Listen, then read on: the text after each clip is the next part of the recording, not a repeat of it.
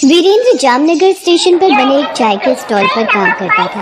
वीरेंद्र के पिता का बचपन में ही देहांत हो गया था। उसकी मां बिमला देवी ने दुख तकलीफों में वीरेंद्र को पाला था। एक दिन जब वीरेंद्र चाय बेचकर स्टॉल पर वापस लौटा। क्या बात है वीरेंद्र, मैंने तुझे नाप कर 6 कप चाय केतली में दी थी और तूने 5 कप चाय के ही पैसे मुझे लौटाए। 1 कप के पैसे कहाँ गए? मुरारी चाचा, उस 1 कप चाय की किसी बूढ़ी दादी को जरूरत थी, मैंने वो चाय का कप उन्हें दे दिया। चिंता मत करो चाचा, आप मेरी पगार में से उस 1 कप चाय के पैसे काट लेना। मुझे पता था तूने फिर किसी को मुफ्त में चाय पिला दी होगी। ये तेरा रोजाना का नाटक है। अरे अपनी पगार के 600 रुपए में से 200 रुपए की चाय तू मुफ्त में स्टेशन पर बैठे जरूरतमंदों को पिला देता है। अरे मुझे समझ नहीं आता, तू इस देश का प्रधानमंत्री है क्या, है जो सबके बारे में सोचता फिरता है? लोगों की सेवा करने में जो सुकून मिलता है ना चाचा, वो तुम नहीं समझोगे। वीरेंद्र का ये स्वभाव रेलवे स्टेशन पर काम करने वाले सभी लोग जानते थे। वीरेंद्र स्वभाव से बहुत चुस्त और साहसी भी था। उसे ये निडरता अपनी माँ बिमला देवी को देखकर ही मिली थी। माँ, मैं भी चाहता हूँ कि जिस तरह से बाबूजी के जाने के बाद तुमने मुझे संभाला, घर को संभाला, वैसी जिम्मेदारी मैं भी संभाल सकूं। वीरेंद्र, मुझे पता है तू मेरा होनहार बच्चा है। चाहे जीवन में कितनी भी मुश्किलें सामने खड़ी हो, पर तू नहीं घबराएगा। और किसी पल तुझे लगे कि तेरे कदम किसी मुसीबत को सामने देख डगमगा रहे हैं, तू समझना तेरी माँ तेरे साथ खड़ी है, तू अकेला नहीं है। बिमला देवी की यही हिम्मत से भरी बातें वीरेंद्र को प्रोत्साहित करती थी। सुबह के 12 बजे थे। वीरेंद्र रोजाना की तरह ट्रेन में बैठे यात्रियों को चाय देने जा रहा था। तभी सबने शोर मचा दिया कि सीएम साहब स्टेशन का दौरा करने आए हैं। सारे यात्री सीएम को देखने के लिए उत्साहित थे। इसी बीच स्टेशन पर भगदड़ मच गई। एक औरत चिल्लाई, कोई मेरे बच्चे को बचाओ, वो पटरी पर गिर गया है। हे भगवान, कोई तो बचाओ मेरा बच्चा। लोगों में बातें होने लगती हैं। अरे बच्चा गिर गया, उस औरत का बच्चा पटरी पर गिर गया। अरे सामने से ट्रेन आ रही है, ये बच्चा नहीं बचने वाला। भाई साहब, बच्चा नहीं बचेगा, ट्रेन रफ्तार पर है। लोगों की भीड़ के बीच से चाय की केतली को झटके से फेंककर भागता हुआ एक युवा लड़का वीरेंद्र पटरी पर छलांग लगाता है और बच्चे को गोद में लेकर ऊपर आ जाता है। तभी ट्रेन आंधी सी आवाज में गुजर जाती है। वीरेंद्र बच्चे को बचा लेता है। मेरा लाल, मेरा लाल, शुक्रिया भैया, आज आपने मेरे बच्चे को बचा लिया। इधर आओ बेटा, मैंने सब कुछ देखा। तुमने किस तरह अपनी जान की परवाह किए बिना मासूम बच्चे की जान बचाई, वरना आज के दौर में कोई ऐसे नहीं करता, कोई अपनी जान से नहीं खेलता।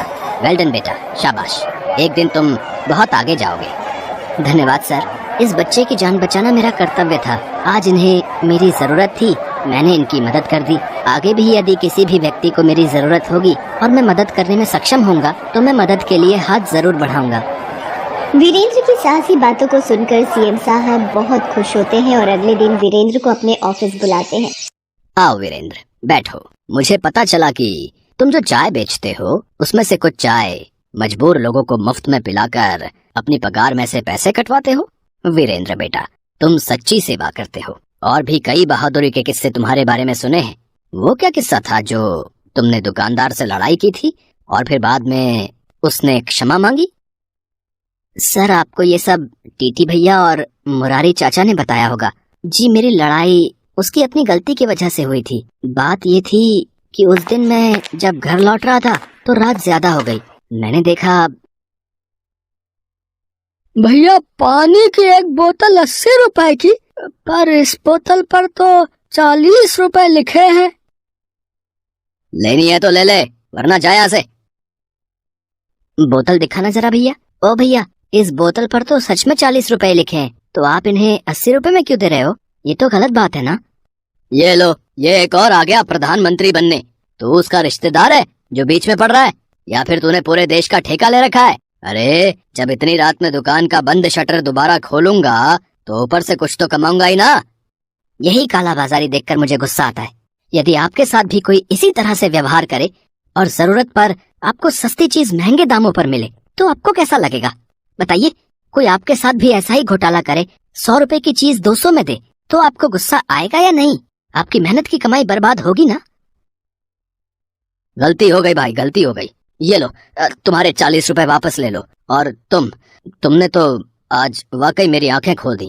यदि देश का हर नागरिक तुम्हारे जैसी सोच रखे तो ये देश कालाबाजारी से मुक्त होने में समय नहीं लगाएगा। बस सर यही बात थी। मैं उस दुकानदार को यही समझाना चाहता था कि थोड़े से पैसे कमाने के लिए अपने जमीर को मत गिराओ। वीरेंद्र, तुम्हारे जैसा होनहार और ईमानदार युवा लड़का अगर हमारी पार्टी में शामिल होगा तो हमें बहुत खुशी होगी। सर मैं एक चाय वाला मामूली लड़का, मुझे इतनी समझ नहीं है, थोड़ी बहुत विद्या हासिल की है। मैं कैसे ये जिम्मेदारी संभाल पाऊंगा?